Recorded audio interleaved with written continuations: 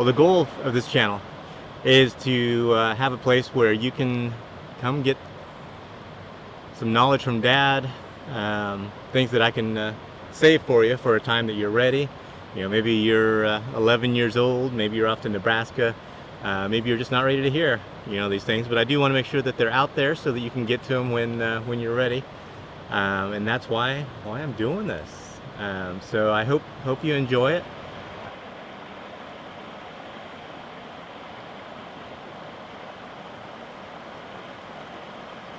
Things that maybe in terms of banking I've taught people for 26 years, so it'd be good for my kids to know that as well.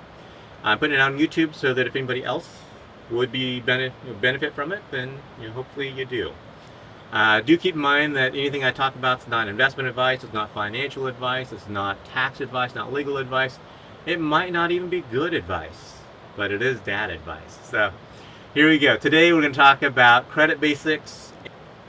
So here's the thing about credit.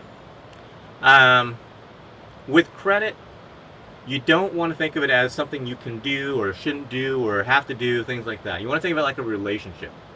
So think of credit like rich auntie or uncle. If you wait until some point in time when you need money to run up and say, hey, rich auntie, uncle, can I borrow $1,000? I'm Matt, your nephew. They're going to be like, who are you? Take off. Get out of here. But if you make your introduction early on and you're like, hey, I'm Matt, your nephew, nice to meet you. Who knows, maybe they're like, hey, nice to meet you, nephew. If you ever need $500,000, let me know. I'd be happy to help you. You're like, oh, great, I don't, but thank you, that's very nice of you. Years go by, nothing. And then one day, you're like, hey, rich auntie, your uncle, can I borrow $50? They're like, well, of course, I told you $500,000, here you go. And then you pay them right back. Years go by, nothing. And then one day you're like, hey, rich auntie, uncle, can I borrow $50? And they're like, of course, here you go. And then you pay them right back. Another set of years go by, nothing. And then one day you're like, hey, rich auntie, uncle, I've got a great job.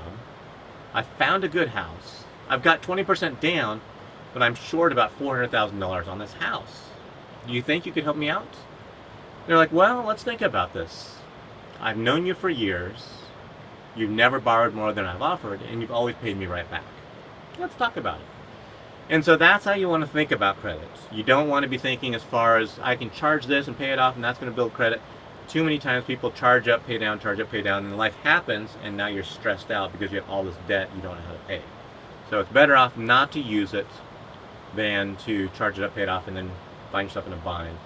When I used to help college kids in the branches, I would set up a college card for them, but then I would say in the Matt Austin rule, my rule, was that any college cards that I set up, you're not allowed to use it for at least the first year, maybe 2 years.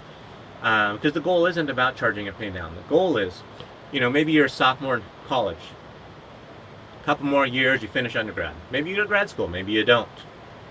Start a job, get a career. 2, 3, 4 years down the road from there, then you're like, oh, now I think I'm ready for insert car, home, whatever it should be. The key is now you have 4, 5, 6, 7 years of credit history established. So that's why you want to set it up and not use it. So there's your credit basics.